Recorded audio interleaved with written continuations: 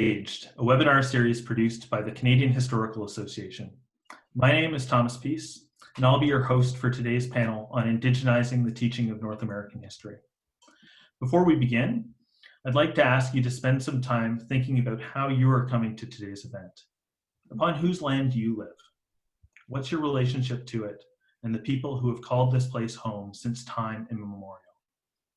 I'm speaking to you from the banks of the Decolonization River in London, Ontario, a city that was built following the 1796 St. Anne's Island Treaty. And it was this treaty, among several others, that enabled my ancestors to come and live on these lands. And I recognize and appreciate the Anishinaabe, Haudenosaunee, and Mi'kmaq people upon whose land me and my family live today. For today's panel, we've brought together three accomplished scholars who have much to teach us, both about Indigenous histories in and of themselves, but also how they are taught and learned. Marie Battiste is a distinguished Mi'kmaq educator from Bodelek First Nation, a Pierre Elliott Trudeau Fellow, and an honorary officer of the Order of Canada. She is a professor emerita at the University of Saskatchewan and author of several books, edited collections, and journal articles.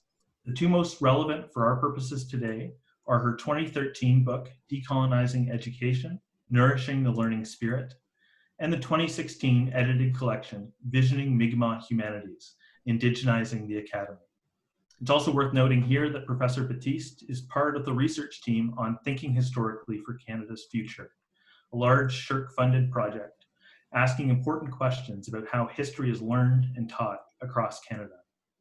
Hupchalasi, Professor Battiste, thanks for being here. Lally. Alan Corbiere is a well-respected Anishinaabe historian and teacher from Tiging First Nation on Manitoulin Island, and an assistant professor in the Department of History at York University. Before taking up his position at York, Professor Corbiere was the executive director at the Ojibwe Cultural Foundation and the coordinator of the Anishinaabe-Moan Revitalization Program in Tiging. Throughout all of this work, he has been a pillar in facilitating the Great Lakes Research Alliance for the Study of Aboriginal Arts and Culture, better known as GRASAC. Ani, Professor Corbiere. Ani. Glad you're here. Our third panelist is Sarah Nichol, and she's a prolific Tecumseh historian and associate professor of history at the University of Alberta. She's the author of the book, Assembling Unity, Indigenous Politics, Gender, and the Union of BC Indian Chiefs, which won the CHA's 2019, not 2000, I almost said 2009, 2019 prize for the best book published in Indigenous history. And she's so prolific that in fact she's had a book come out just this past May, which she edited and contributed to as an author, called Good Relation, History, Gender, and Kinship in Indigenous Feminisms. So wake up, Professor Nichol. So thank you all for being here. I'm so glad that we can gather to have this conversation. And to get us started, I wanted to just get us to reflect a little bit on the topic of the day without asking a more specific question. And that is, what does it mean exactly to indigenize the teaching of North American history? Professor Nichol, do you want to begin? Sure. Yeah, I think, thanks so much for this. I'm really excited to be here and to have these conversations with you all. You know, for me, I really think this is about ensuring that the voices and perspectives and people that have traditionally been, you know, excluded from historical narratives are being brought in meaningful ways. And you know, I think I would emphasize that last point, in meaningful ways, because I think there's still really a strong tendency, whether intentional or not, to not only exclude Indigenous peoples in course content, but, and you know, and I think particularly by including Indigenous histories maybe only in very expected moments and in very expected ways, but also in terms of who's in front of the classroom, you know, facilitating those discussions. And, you know, for content, for instance, I think we often see Indigenous involvement in things like the fur trade and the Métis resistances and 1990s protests. And these tend to be moments where Indigenous peoples are largely either being acted upon or where the evolution towards the settler state and colonialism really frames the entire discussion. And so I think, you know, those moments of contact that are often our starting points for discussions really mean that historians still struggle to include, in, again, meaningful ways, Indigenous histories that don't centralize those colonial encounters and those moments and those power relations to anchor conversations. So I think really trying to incorporate, Indigenous histories and sources throughout to challenge this, so that Indigenous people don't just kind of appear and then disappear. So we can consider how Indigenous peoples have long influenced historical change in North America, and not just the other way around, that they're always being acted upon. And so basically, I think I'm wary of that add and stir approach, right? Where the basic structure of historical accounts don't change, but rather we just add something in, kind of like we saw with gender history. You just add women in and everything's fine. Well, no, we actually have to start from the ground. And so for that, I think it is really important to decolonize our historical practice in teaching, thinking about things like settler colonialism and racism and white privilege. So not just including historical actors into the mix, but first addressing why and how they've been excluded in the first place. So there's a more foundational shift that needs to take place that you're calling our attention towards. Yeah, I think so. Professor Corbiere, how do you relate to this question? I started out I started out wanting to learn to speak Ojibwe. I was as a child, I grew up. My parents spoke Ojibwe to each other every day, and they spoke to my aunts and uncles and grandparents in Ojibwe. But to my cousins and my siblings, they spoke in English. And I asked my dad one time, I said, "Well, why didn't you teach us?" And he said, "I didn't want you to get hit. We got hit when we spoke our language, so I didn't want you to get hit." So anyway, I ended up not really thinking too much about it after, and until my eldest child, till my wife and I conceived our eldest child, and then that's when I started thinking, I really want to learn this language, and I'm going to try and learn it so that I could pass it on to my children. And I was too slow learning it in order to pass it on to my children. But while I was taking classes at this point in time, I was living in Toronto. While I was at the Native Canadian Center at community language classes, we would have these classes where, where we were still learning kind of sometimes numbers and colors and then also memorizing by rote our interactions to go and have coffee. So I was at that point, I was getting frustrated because I knew quite a bit of words, and I just said, I want to learn more than table manners in Ojibwe. I'm engaged in this because I want to learn how to tell our Adzokanak, our stories in Ojibwe. And then what I didn't really realize was, once I started looking at those Adzokanak, which are commonly called legends, in that I didn't really realize that that's just so intertwined with our history that you really can't do one without the other. And then as I started looking more for different language materials, I started going to libraries in Toronto, Metro Reference Library, the Spadina Branch Library, and I just started photocopying a bunch of stuff. This was, of course, before all this stuff was online. And I started becoming literate in the language. And then I started recording my dad, and then I started recording the elders. But what I've noticed with my time at Ojibwe Culture Foundation and my time at Lakeview School is that there's still, basically, when we're talking about indigenizing the academy, it actually hasn't gotten filtered down to the elementary school grades. So what I see is people, our own people, Anishinaabe people, actually are still largely in the schools. They don't get to learn about these issues until they get to university. So to me, part of the indigenizing the academy, and I liked what Sarah had to say about strengthening the foundation. And to me, strengthening the foundation is actually bringing that, clawing that right back to elementary school and to secondary school, so that by the time they get to university, the students, the Anishinaabe students or Native students, aren't encountering this stuff for the first time. And then so that they actually aren't learning new content, that actually by the time they get to the academy, they're actually ready to problematize that content and theorize about it a bit more. So that's what I think is we're gradually moving towards that, but I think that's how what I've seen in my own lifetime. Like when I grew up, we didn't we were learning about Northeast Indians, or woodland Indians, I should say, and Paleo Indians, and so and then in my mind, we never actually thought about ourselves. I guess I'm projecting here, but I never thought of myself as a kind of traditional Indian in the sense that of the stereotypes that we had seen. But now, what this we're trying to bring this back and actually get right back to our stories, our language, but also look at the history. And then we have a rich tradition here of literacy on Manitoulin in Ojibwe that we could actually bring into our education, so that by the time our students get to the academy, the content shouldn't be about learning something for the first time. It should be actually theorizing about it and problematizing it and going from there.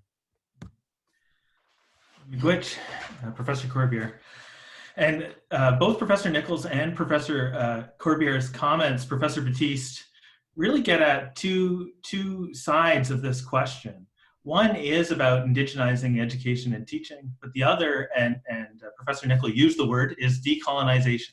And you've published books on both subjects.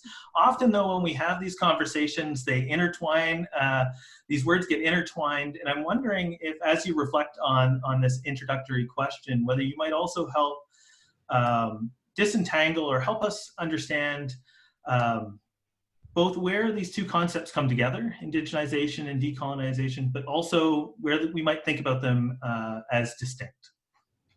Well, first of all, I would like to acknowledge the territories that we are speaking from, and I'm in the territory of Treaty 6 territories in the homeland of the Métis. I'm Mi'kmaq from the east coast of Nova Scotia, and part of my own educational journey, like the journeys that Alan and Sarah have gone through, have led me to an understanding of decolonization. And it is that, first of all, decolonization is the necessary pre-step to indigenization, although a lot of the universities have taken on indigenization as simply the body and even the topic of bringing in Indigenous people and or bringing in courses that have Indigenous content, and thinking they've made their big steps toward indigenization. And I would say that part of what decolonization is a two-pronged process of deconstructing and exposing the hegemony of Eurocentric knowledge systems that have been the foundations of what disciplinary knowledges are. So today, when we look at disciplinary knowledges, even interdisciplinary knowledges, they are built on the foundations of Francophone or English Eurocentric education and knowledge systems and languages. And so Indigenous peoples have been talked about, and sometimes they have been included in some re-education of those who are Francophone or Eurocentric English, but those are not Indigenous education, and that is not indigenization. And so what we're looking at is that once we expose the hegemony, when we expose the oppression, when we expose and dismantle Eurocentric foundations that have been the very foundation of all of these knowledges that have been diffused across the world, until decolonization of the countries began in the United Nations in the 40s, do we begin to realize that countries, peoples around the world had been colonized to the extent that they had lost a lot of their languages, their lands, their resources, their cultural foundations. And part of the decolonization then has been the recovery. First of all, the recognition how power has been used to disenfranchise those peoples in those countries, and then to reinstate those peoples with their own self-government, as well as to reinvigorate their knowledge systems, their languages, their cultures, their communities. So when we're looking at decolonization in the Canadian sense, we're really looking at the sense of how do we begin to restore, renew, recover our knowledges, our languages, our traditions that have been part of the tools of holding on to those knowledge systems. In other words, living on the land, living with elders, living in a community-based society, all are the foundations for that. And so the renaissance of Indigenous people has been this recovery. And we've been at it since probably the 70s and 80s in slow emerging recovery, restoration, renaissance of Indigenous people. And we're building a slow but growing cohort of Indigenous scholars and Indigenous people, while at the same time having the expertise of Indigenous elders who are still holding on to the Indigenous knowledge traditions. And what we have to do is begin to build a more trans-systemic knowledge, awareness, and respect for diverse, plural knowledges. Well, thank you very much. You kind of set up my next question to a certain extent with the restore, renew, and recover, because as we think about indigenization and decolonization, I want us to turn our attention to teaching histories of specific nations and communities, and call attention to a gap, I think, that exists as this renaissance of Indigenous knowledge begins to leave Indigenous communities, because as you mentioned, I think it's really important to recognize the continuity of that knowledge within communities, but enter within to broader North American society. We often see a gap between the so-called authoritative historical narratives that we might see in textbooks, for example, and often in curriculum guides as well, and those that have been taught in community and often taught in community for generations. And I might call attention to present day issues that have developed in 2020 around the Mi'kmaq fishery and Mi'kma'ki, as Mi'kmaq people reclaim treaty rights here in Ontario, 1492 Back Lane at Six Nations, which is also about longstanding issues of historical interpretation. And of course, on the West Coast, with the Coastal GasLink pipeline on Wet'suwet'en land, we can see the ways in which a differing historical consciousness is affecting and shaping these debates. So I wanted to ask, what strategies are available to ensure that the history classroom doesn't perpetuate myths and stereotypes, as you've mentioned in your early response, Professor Battiste? How can we avoid those stereotypes within the history classroom and use the classroom to work against the structural inequities that have existed between Canadian and Indigenous nations and communities for much of the 20th and 19th century as the school systems developed?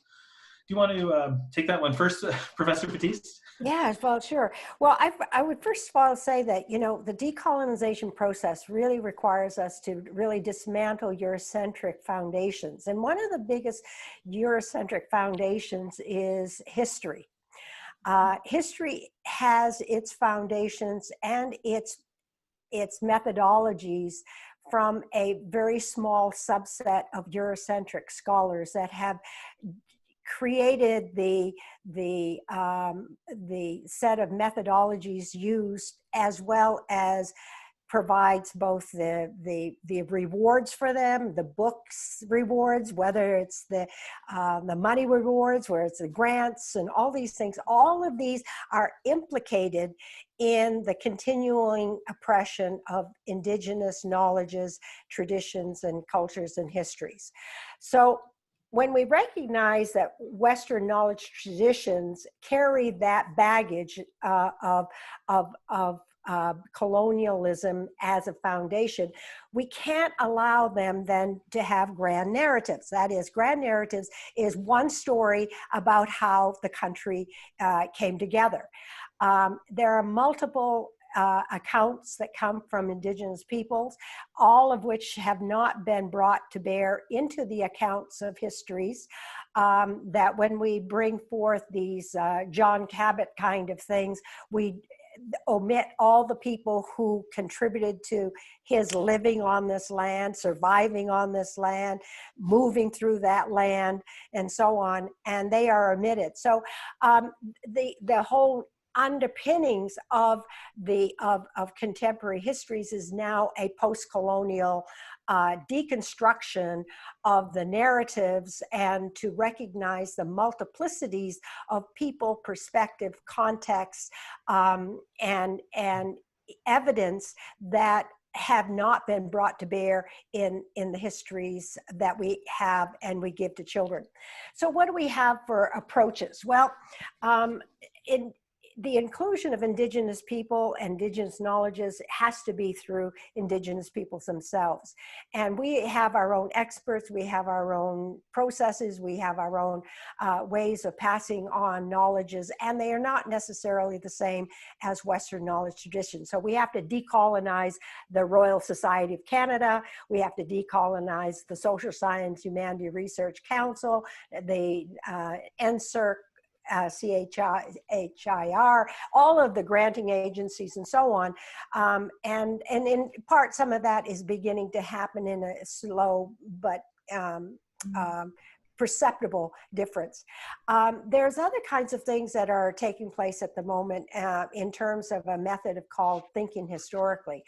And thinking historically is to dismantle the grand narratives and really begin to allow everyone an opportunity to think about themselves as historical beings and historical makers, and to recognize that we have multiple layers of evidence that we can look at from multiple perspectives, from different contexts, and to recognize how they don't just happen and never, and we turn the page or turn the chapter, but to recognize they have continuity over time with consequences to people over a long period of time, given whether it is the treaties, or whether it's the residential schools, or missing and murdered Indigenous women. All of those are events that are all over time, and each time we look at them, we need to look at them from multiple perspectives, from looking at them from their multiple consequences, and ask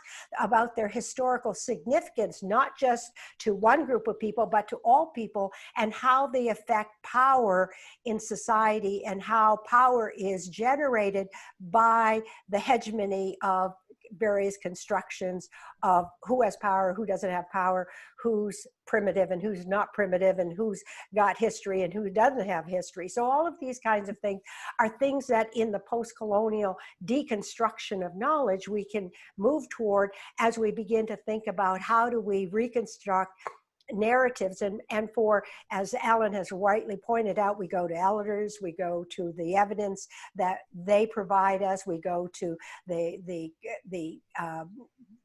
things that we have, rocks, symbols, and icons, and all kinds of ways that represent where people were in the past, and how we can reconstruct, as all history is a reconstruction of an imagination of people at a particular time. And that changes through almost every period we go through, because each group will find new evidence, new narratives, and new ways to deconstruct what we have. So this new method called Thinking Historically, which you can go hit thinkinghistorically.ca. Some of the study that we're working on is helping to do that. But Indigenous peoples have their own methodologies, and that too is where we need to go back to. And it's not to absorb one method, but to recognize that there are multiples, and many of them are still missing in the narratives that we're speaking about today. It's really interesting, as you were talking, and as I was thinking about thinking historically, it occurred to me that the debates that have happened over curriculum guides and monuments have some overlap with some of the ways that these tensions in the examples I laid out in the question play out. And as historians, we tend to enter into those debates a little more regularly, but they come from that common foundation, which I think is really important. Sarah, do you have any strategies that you might add to the conversation? Yeah, oh gosh, Marie, that was so lovely and and really fulsome and so eloquently put. So I'll try to add my voice to the chorus here. You know, I just think it's really important for us to reflect often on whose narratives we're privileging in our courses and why. You know, I think about, you know, people syllabi that perhaps maybe are dominated by works of settler academics or works of men, et cetera. And I think, you know, there's still this fundamental consideration of these supposedly, you know, academic objectivity and settler-centric accounts being privileged above localized, individualized, racialized knowledge and accounts. And I really think it's vital to seek out, as Marie said, you know, the knowledge and expertise of the communities that we're discussing. And when we're thinking about teaching those histories, and no matter where that expertise lies. So really opening up our minds as to, you know, whose voices count and how we can include them in the conversation. And so I think, you know, we as has been mentioned, we have elders, but we also have youth that are active on social media. We have people that are from these communities that are doing their own academic work or, you know, doing their public history work. And so trying to kind of include those sources, include those individuals in our conversations to break down those grand narratives, as you mentioned, Marie, and break down that power dynamic and that hold, that stranglehold, really, that colonial sources and mentalities have on the way we're teaching things that are sometimes really unconscious, right? That we don't realize that we're privileging these ways of doing things, but there are other ways forward. There are other narratives to tell, and as you mentioned, Marie, like there's multiple ways of thinking about this, and so to create the space to be inclusive, I think is really important. In my classes, I guess I really just try to expose students to a mix of things.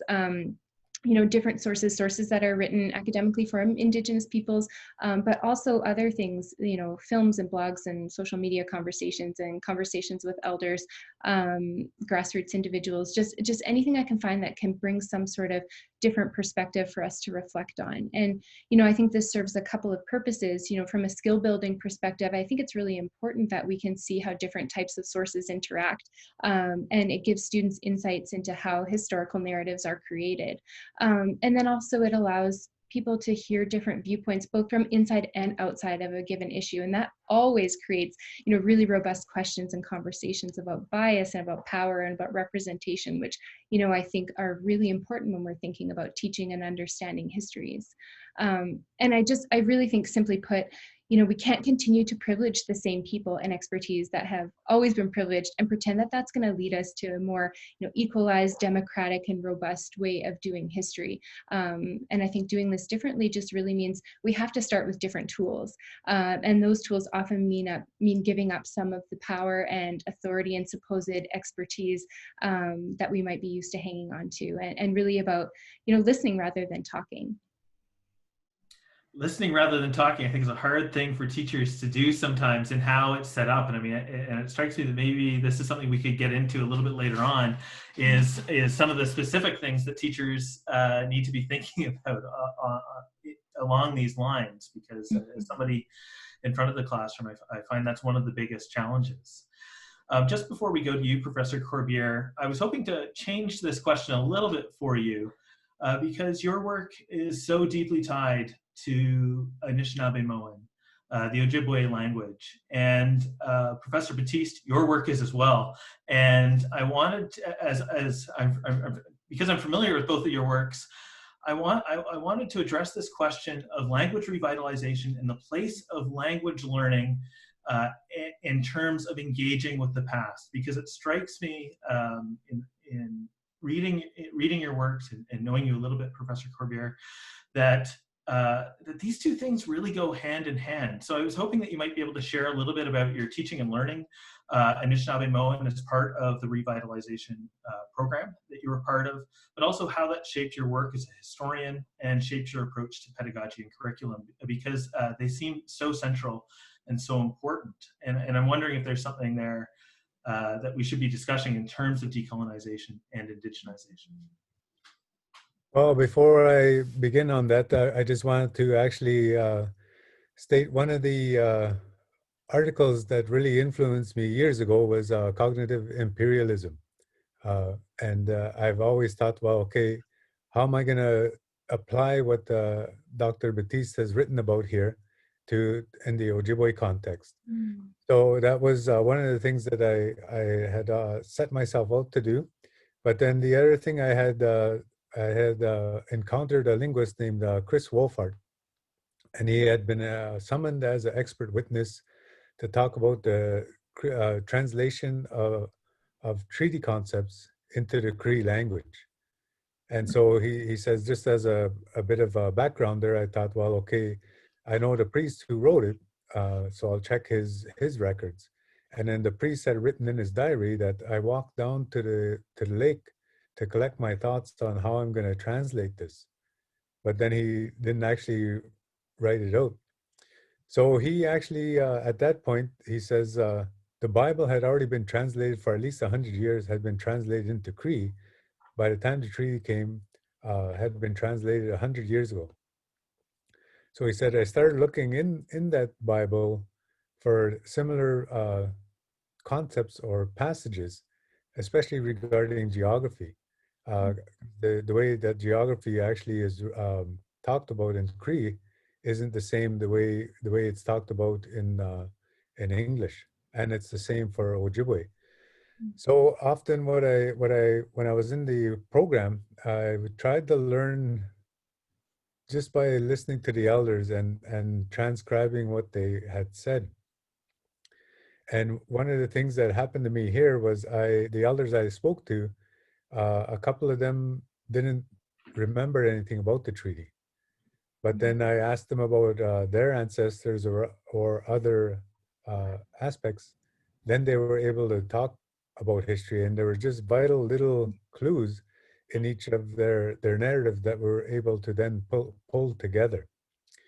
So one of the things with doing this kind of work and doing this this history is to actually, one of the things of trying to form language as the medium or as the base is that I found anyway, that I actually had to really learn not only to speak the language, which I actually I'm not fully fluent, but I can do quite a bit.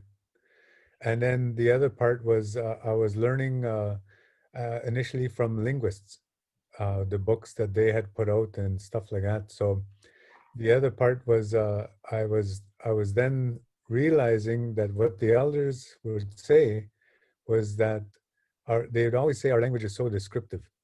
And why they would say that, at times I didn't really get it. But then a couple of times you hear a word, and as a learner, then that clicks, where they say it actually is so descriptive. And one of the words that that did that for me, it doesn't sound like much, but it actually, there was a story where a woman was being pursued by this is sometimes called the rolling head in these narratives.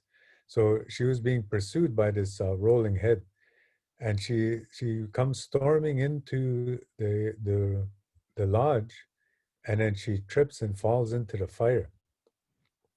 Anyway, the way it was told in Ojibwe, and I never heard this word before, and but the narrator of that story had said "Giibe mokabizo," and then when he said that, I was like, bear in mind, I never heard the word before, but this is based on the morphology, and then I was just like, oh wow, does that ever give a vivid description of she just come flying and burst?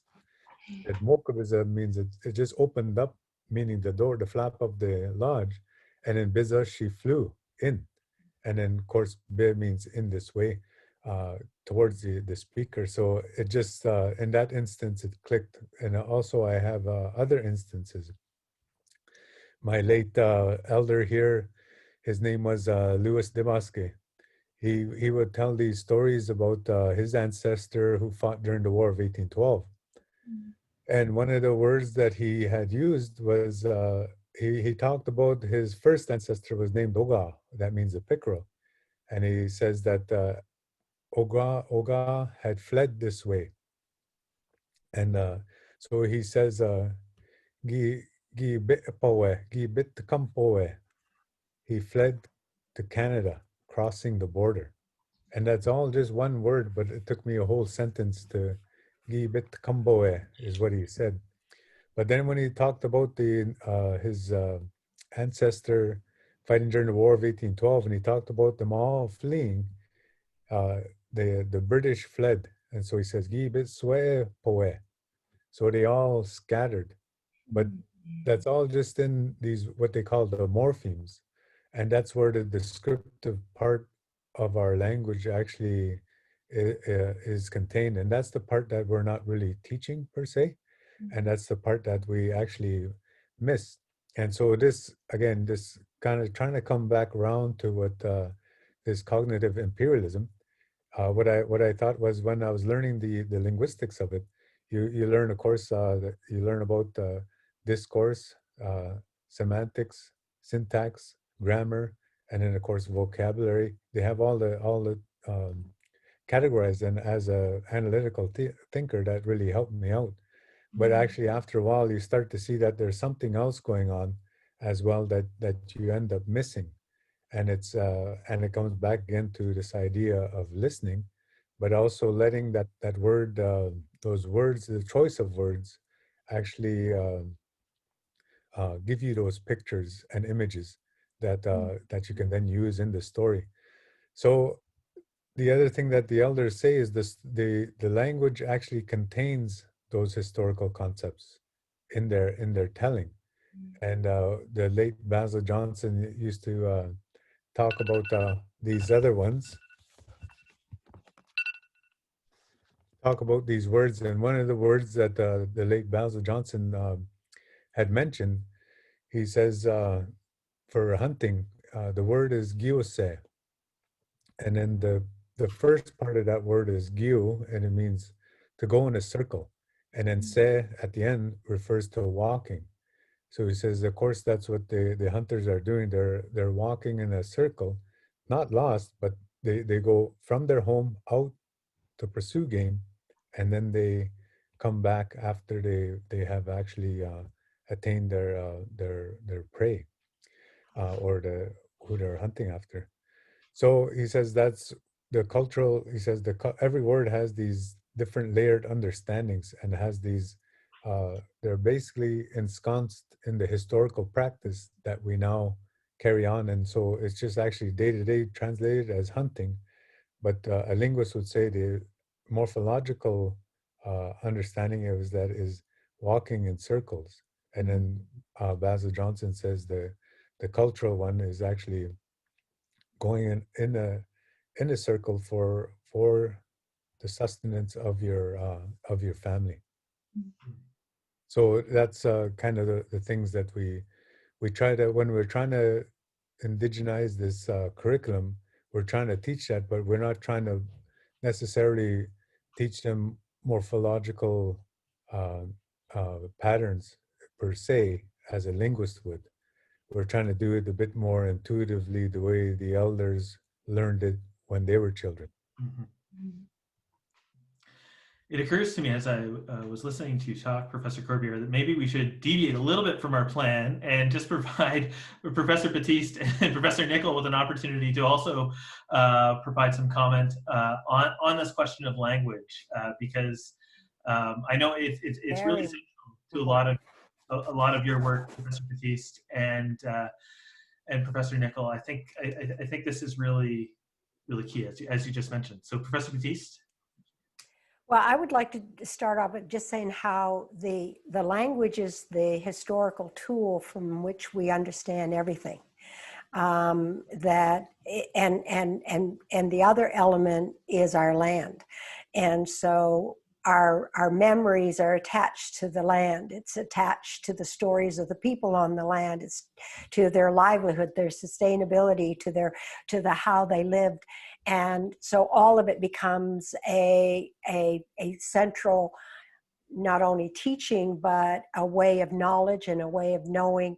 And that is the whole foundation of Indigenous knowledge systems that exist all across Canada and beyond among Indigenous peoples around the world, to which we have been trying to hold on to, but to which all colonized peoples have tried to get rid of. Get rid of the language from the children, get rid of the land from the people, displace them, remove them, make them not remember. And one of the things that, you know, language, it recalls is that in something like 1492-ish, before that, where, you know, it's written up about how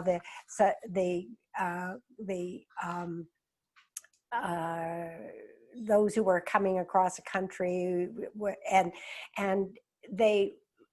there was one fellow who went to the king and said, we want to propose this grammar. And they said, well, the king said, why would I want to have a grammar? And they said, well, the grammar, Your Majesty, is your language. And we would teach it to everyone, and everyone would have that language on which to build their communications with you, and you can communicate with them. And so the notion of having an imperial mind erasing language that would be then passed on to all Indigenous peoples around the world has been the foundation of colonialism. So when missionaries were doing their work among Mi'kmaq, for example, when they had Father Maillard, who was a French missionary working with the British on the treaties, and he was doing the translations for the British, the Mi'kmaq said, why is it that you don't translate like we ask you to translate to the British? We tell you something, but you tell them something different? And he said, well, I work for the king. And so today, when we're looking at treaties and how they are interpreted, they were interpreted by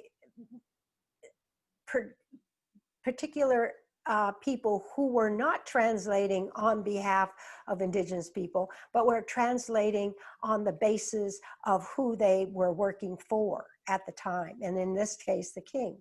So notions, as we look at the treaties of Mi'kmaq people, is that they were to be to our best advantage. Hunting, fishing, trading, selling our goods were all part of our treaties, and they were put in there for our advantage. And they were also said that this was to be able to be done unmolested, unharmed, unhindered. All these words are part of the treaty. So now we get a 1999 reading from a court that wasn't Indigenous that says, oh, your treaties are really around, you know, a limited livelihood. And that's not the case. So we still have to fight the battle, and it's always around language. And it's always around the imperial language and the imperial purpose. So Indigenous languages for Indigenous people are the most important foundational element for us to retain not only our who we are, what we are, our identities and so on, but it is to retain all the things that Aboriginal rights that are still with us and that the Canadian Constitution provides that we have a right to. So Canadians don't have Aboriginal rights.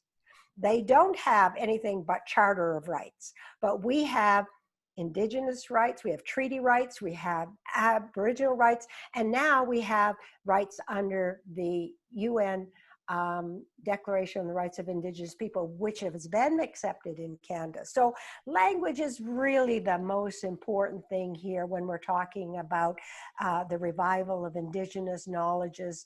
And we have to recognize that colonial languages are continually building upon their own hegemony, their own relations of power and privilege. I think that's so important, and I want to just tuck that in the back of our minds, because in a few moments I'm going to ask you a question about ways we might move forward for teachers in this area, and I'm curious about how this language piece might come in into a broader kind of educational system environment, which again I know Professor Battiste you have a bit of experience with. Professor Nichol? Yeah, I thank you both so much for those comments. I think Marie, your idea that you know Indigenous languages are important, but also we need to reflect on colonial languages and how those get mobilized and used, and how we can combat those, I think is really interesting and important to think about for sure. And yeah, I agree. Languages, and broadly speaking, language is really important to understand the foundation of Indigenous principles and knowledge and laws and all the fundamental aspects of our ways of life. And we need to understand all of those in our own terms in order to be able to reclaim and retell our histories in the ways that are the most relevant and the most necessary, I think. And so I just think back to, you know, some of the really innovative work that's being done right now to very directly connect language reclamation with the reclamation of historical knowledges, with the reclamation of Indigenous laws, and how those things all need to really work in tandem. And I think history is a really good place, and historical teaching is a really good place to bring all of those things together. And so I just really appreciate the comments that you both have given and the work that you're doing. Thanks, Professor Nichol. I want to change gears now a little bit to get at some of the tensions that Professor Battiste drew out a little bit when she moved us towards historical thinking. And I don't bring this up by way of critique, but I do think it's a useful foil for us to think about some of these issues. And that is a 2015 book called Why You Can't Teach United States History Without American Indians. And the purpose of the book is to demonstrate that far from having had a marginal place in American history, as they might appear in the textbooks, Indigenous peoples played active roles throughout that national history. And I'm curious to learn what you think about this effort and whether better integrating Indigenous histories into the national historical narratives of Canada and the United States is a productive path towards indigenization and or decolonization. And I'm thinking specifically of something you said, Professor Nichol, right at the get-go.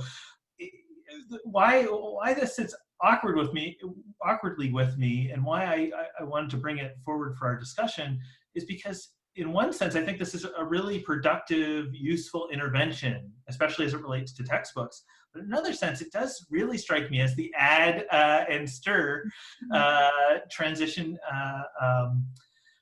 to kind of reforming how history is taught. And so I put that forward to you, and I'm just curious how you react to an effort like that. And maybe we'll start with Professor Corbier. Oh, I was expecting you to start with Professor Nichol. Yeah, I was when you brought the question back up, I did think of Sarah's remark about the add and stir, and that that this book, on the surface at least, like I haven't read all the chapters, actually seems to adhere to that method or that manner of doing history. But on the other hand, as Marie mentioned earlier, it's been a long process, starting in the 70s and the 80s, of this what she termed a renaissance, and others call cultural revitalization. And I just see that that particular book is one way to try and almost in a sense, maybe they wouldn't like me saying this, but almost in a sense you're using a shotgun approach, and to shoot, whereas instead of a rifle, where you're actually getting right at to something. So you're trying to hit as many targets, as much of the target as you can, as opposed to one specific part. And I haven't taught a survey course, so I can't really say whether or not that is effective or not. And but I actually was intrigued with that as well, that book. I just purchased it, and it arrived 2 weeks ago. So I was really looking to dig into it, and I thought that, okay, I'll have to really think about how does there need to be a Canadian version of this, was what, before I start reading it, I thought, do we need a Canadian version of this, why you can't teach Canadian history without Indians? And then our cover would be the Plains of Abraham painting by who's that famous Benjamin West. And then we take out the Indians, if you know the cover of that book. So anyway, yeah, I like what Sarah had started her opening salvo, and I like now to actually what you've done here to actually get us thinking about how that particular book is tackling these issues. So I don't really have much more to add on to that, but I'm curious to hear what Sarah has to say on this, as well as, of course, Dr. Battiste. Just before we go to Professor Nichol, I might turn it over to Professor Battiste, because I also think within the book, what we see is a transition of that foundation to a certain extent. There is movement within the book as well, and so again, I'm kind of thinking about what you were saying earlier about indigenization and decolonization. Is this a step in that direction to begin to say, you know, American history isn't what you thought it was, or Canadian history isn't what you thought it was, and the reason why is because Indigenous people, Black people, I mean, there's a long list of people who have been excluded from these national narratives, and we've got to rethink this whole thing.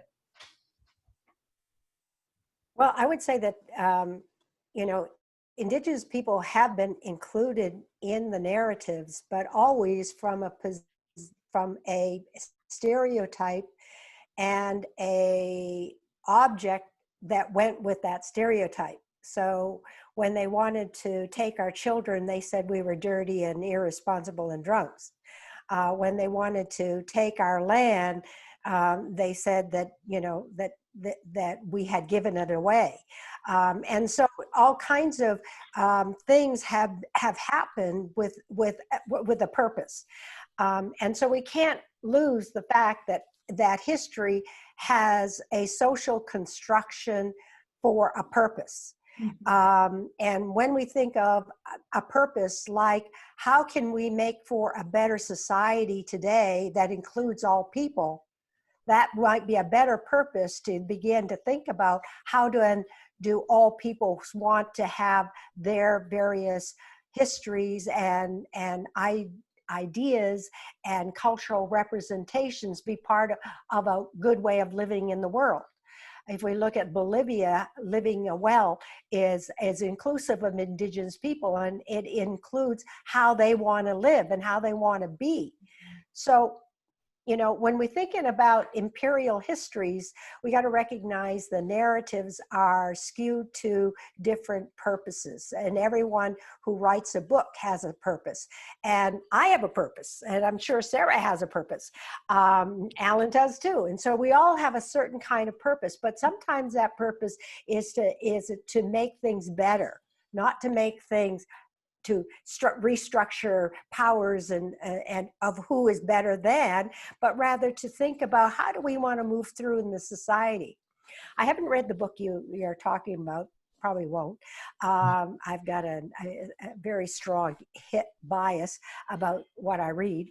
But at the same time, I'm looking at people like who have done John Ralston Stahl's book, Fair Country, when he looked at how at you know, where Canadians didn't have a very strong base from which to build their own national narrative, that they were looking at it from a British point of view, and that's all they had. And of course, you know, you can't go very far as a Canadian beyond looking at what the British were or what the French who came here had, and then all of a sudden you're looking at another time, another place, and all of a sudden you say, well, what happened to the people who were here? Well, that's when they began to look at Indigenous people and created the narrative. So we've got countries that are named after Indigenous names. We have provinces and rivers and lands and lakes and Indigenous territories that are named after these Indigenous people who have been here. But we are absent their narratives, these Indigenous people, because they're silenced, because they want to believe that this doesn't, that it was a terra nullius. No one was here. So we just took the land because it was empty, when it was full, and full with people and different cultures and different languages and so on. And so all of those things have to be taken into consideration when we think about how do we want to re-narrate histories in Canada. And the full unpacking and decolonization has to take place at all of our universities, has to take place in our associations of disciplinary knowledges that we have, and the recognition of Indigenous knowledge is carrying a completely different perspective, as well as a methodology and way of being in the world that at the moment we're still struggling to find a place to land that on in the institution. Mm-hmm. Mm-hmm. And that's, I mean, I realize we're running low on time. That you open a door to, I mean, how do we go about bringing that change to our institutions? I think is a really important question, and maybe one we can get to just at the end. Professor Nichol, I apologize because, as Professor Corbiere mentioned, it probably didn't make sense to go right to you, but I was saving you to last in this segment, mainly because, as Professor Corbiere alluded, you are of the panel today. You're I think the only person who teaches the Canadian History Survey course in year in and year out. And so I was curious about how you approach, if you could share with us a bit about how you approach teaching that course, the resources you use, and also perhaps use this as an opportunity to kind of expand on where we were maybe 5 minutes ago. Mm-hmm. Yeah, well, I think, some of the things that others were saying about, historical narratives being political. I think we all agree with that, right? Like history is absolutely political. And I think the challenge that we come up against is still that very pervasive narrative that colonial historical narratives aren't, that they're neutral, right? And so we're having to combat that and expose the ways in which, the histories that have been written for a particular purpose. And students have heard those narratives for their entire lives. So they sometimes struggle really hard to understand that there are some different things that they should be learning. And so I feel like that's really kind of important to have on the forefront.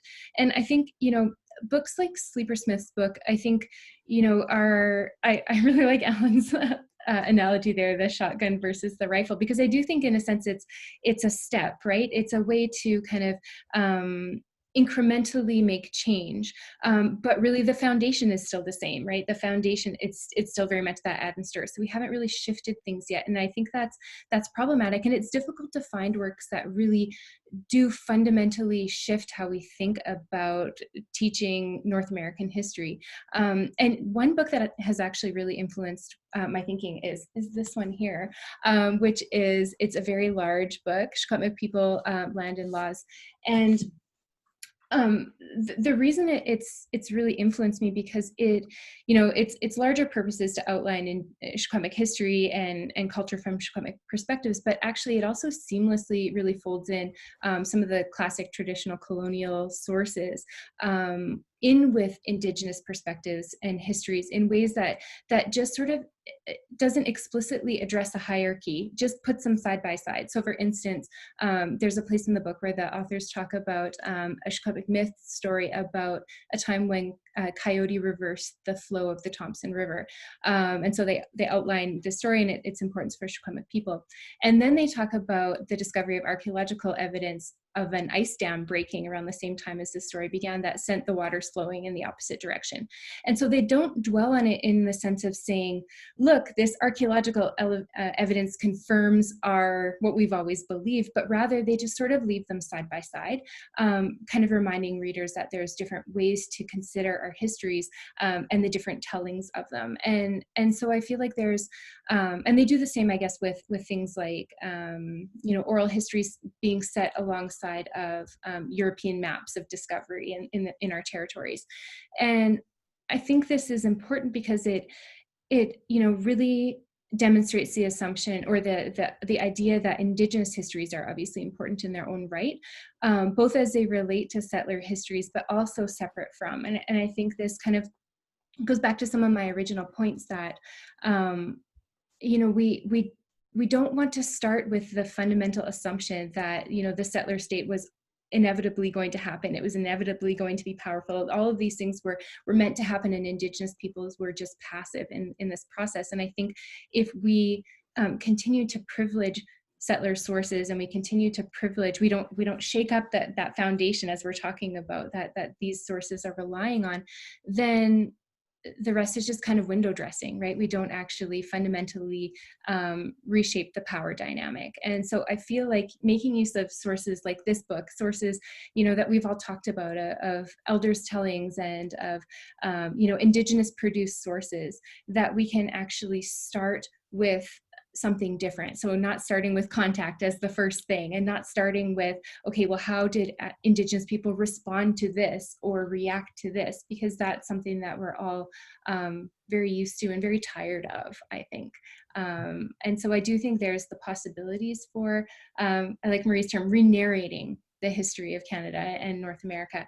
But we do have to rejig that foundation first. And I think to just leave some of those basic assumptions intact, we're never going to get to that point, no matter how many other people we add in and how many other sources we add in.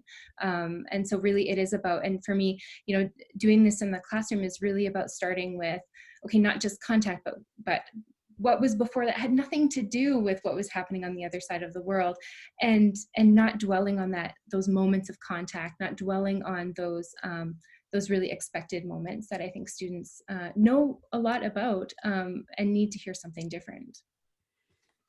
So creating classrooms where real learning might take place. Right? I don't want to be too glib in repackaging or packaging up what you just said, Professor Nichol. So we're really pushing up against our time limit for today, which is great. And this has been a great conversation. But the way I wanted to end this was with just asking each of you to provide a strategy that specifically teachers and both at the university and high school level might be able to use to begin rethinking how they teach North American history, but also to get them to think about how they might do so in a good way, in a productive way, because I think each of you have pointed to ways that make logical sense, perhaps, when rethinking North America's history, but might not be moving things along in a way that actually affects the change that we've called attention to over our time today. And so I wonder if we might just go around the room and provide a strategy that somebody who's watching this, who says, I watch this because I really want to change how I teach. What's the one thing that they can do? Professor Battiste, do you want to? Of course, there's not just one thing, but where can they start, I guess, is the question. Professor Battiste? Well, first of all, I want to just say that do not start by building upon the contemporary Ministry of Education's methodologies that for example, in Alberta, they're proposing a new social studies curriculum that's built around the memorization of Eurocentric knowledge, and removes everything that is Indigenous or any historical evidence that would suggest that they were problematic in the colonial histories of that particular place. So you don't start there. And I think, or maybe if you do start there, you start there by a very strong critique of what they've done in that particular way. I think that, what we have to do is to give up a whole lot of things, besides giving up the colonial narratives of the British and French having, their foot on everybody except for their necks of everyone that they stomped on. I think that what we need to do is to have teachers begin to work on nourishing the learning spirit of the children who are in their classrooms. That means that we need to become aware of who's in there and to recognize that each one of them have histories that they come into that classroom with, even if they are histories that come from other lands. But even if they do, they have to recognize the lands on which they came into. And so part of it is to give respect to the Indigenous peoples who were here beforehand, and to recognize that the relationships that came about with some respect, and started off with some good ideas about how they might work together, and all of those have been torn apart by various levels of power and policies that were lending credence to people taking our land, taking the waters, taking the resources, and so on, and that continues today. And we need to unpack that. It has to be part of the narrative for us to understand how Indigenous peoples today, the very foundations of the events that are happening today, the very contemporary events, have a very long and deep history. And we could begin with any number of those, but taking them from Indigenous perspectives. And we look at the place that you might go to is to the Indigenous people, because at the moment, all of the narratives that are around the Mi'kmaq fisheries are as we was pointed out in an article just this week, was that the majority of them were around the Acadian fisheries, and not to the Indigenous people's perspectives and their historical foundations. Unlike the Wet'suwet'ens, who had a great deal more support for the Wet'suwet'en people, and a lot of the news media was sympathetic to them. But then that isn't the case when it looks at the Indigenous, the Mi'kmaq people in the eastern place. So what we need to do is to unpack the different narratives, to understand the histories people come in, and do no harm. And do no harm is to work on nourishing the learning spirits of not just the individuals in those rooms, for they will be tomorrow will be the people who will be building blocks in their own communities. I love that phrase, nourishing the learning spirit. I mean, it's the subtitle of your book, and it I think really gets at what I think so many teachers really hope and aspire to do, and central. Professor Corbiere, do you want to? I was applying for CRC, and I'm hoping to hear by December whether I get it in Indigenous history. But one of the lines that I kind of wrote down was that largely our history to date is still reliant upon the words of priests, traders, Indian agents, and anthropologists. By and large, those are our main sources still.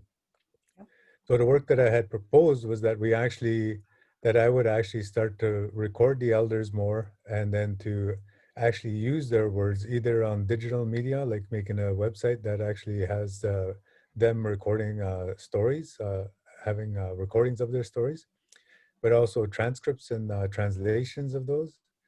But I know that other areas have already done much of that kind of work. Like Louis Bird has a website with a lot of his traditional Mushkegowuk stories. So one of the things that I believe any of the teachers can do is actually start to look at, and Maria mentioned this, the importance of place. And years ago, I had read God is Red by Vine Deloria. And then other people said this when I got to listen to elders at universities when I was doing my undergrad. They would say that the land is our Bible, or the land is our history book. And they would do, depending on who you're listening to, is either way. So the one thing, of course, I know many people have read this, and it was an influential book, Wisdom Sits in Places by Keith Basso. And it talks about the place names in Apache, Spy people. And for us, wherever you're teaching from, if you actually learn some of the proper pronunciation of the place names you're from.